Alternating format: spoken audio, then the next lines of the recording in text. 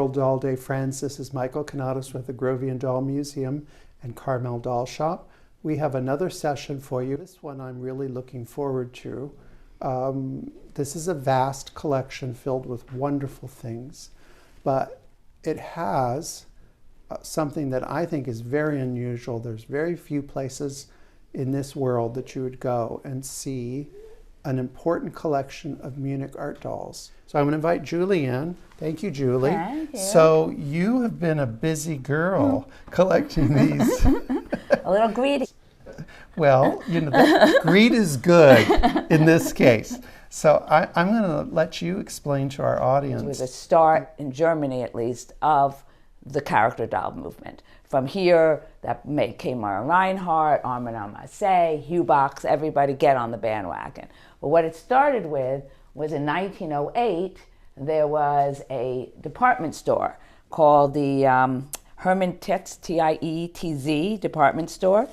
And the manager had a great idea. We're going to have artists do not the foo-foo dolls that they were used to, not the dolly face, not the fancy outfits.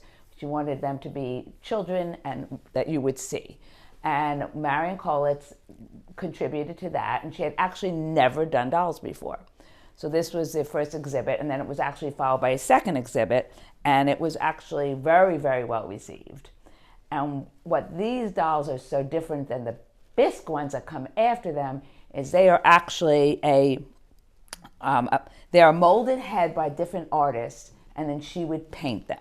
And they're not a bisque, they're sort of a paper mache material, and they're almost like artwork, like a painting, an oil painting. And she had about four or five artists that did the modeling of the heads.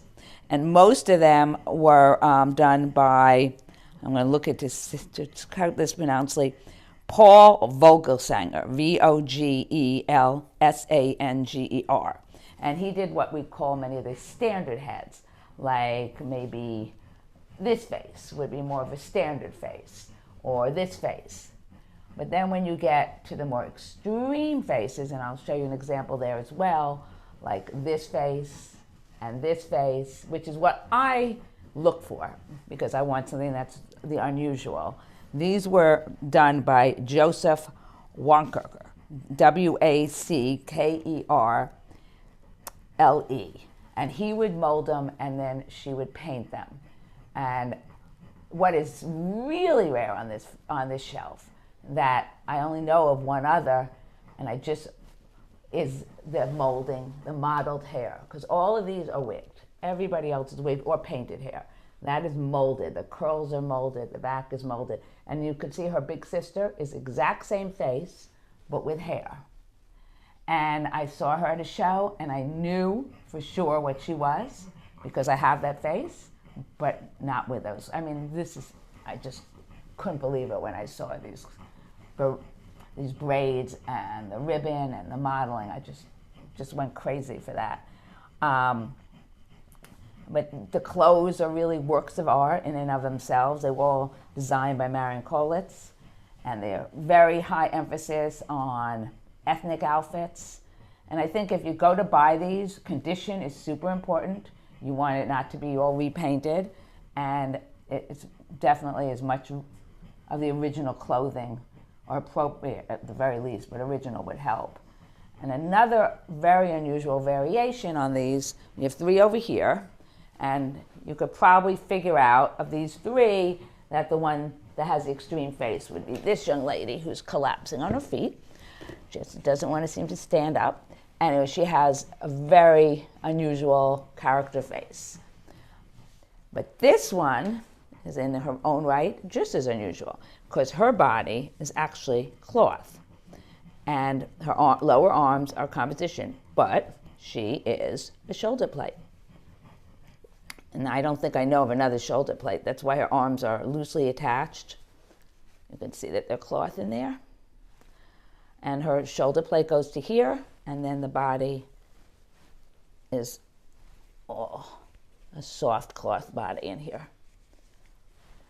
I don't know why they put this together. I don't know if it was an experiment and they decided against doing it, But you can see how this one has a little smile, this one is a more serious expression.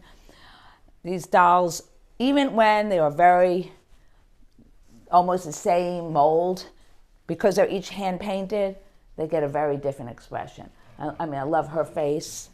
It's very, very pursed little lips.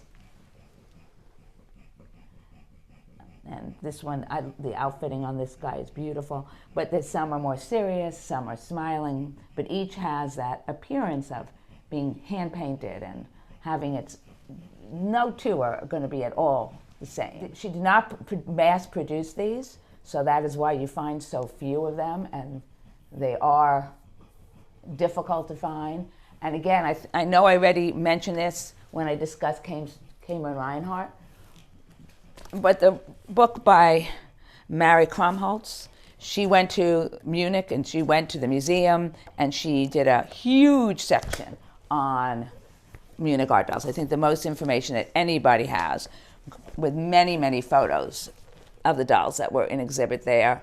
And she discusses the different artists, and she goes into much more depth about the display that she first did in the department store, and then the second display she did at a festival that launched her career, which was very, very influential, but probably not terribly financially successful, I would guess, by as few as she produced. But it did inspire Kamar Reinhardt 1 year later to begin his series. So that's why I love them. Should we show everyone little Miss Lulu? This is also, I should say, this is not just my collection, but it is shared by Lulu.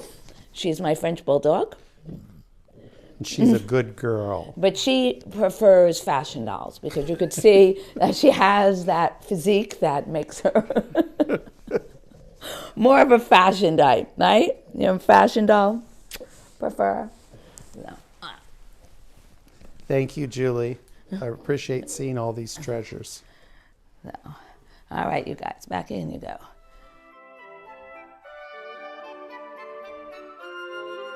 Remember to like, subscribe, and hit that notification button.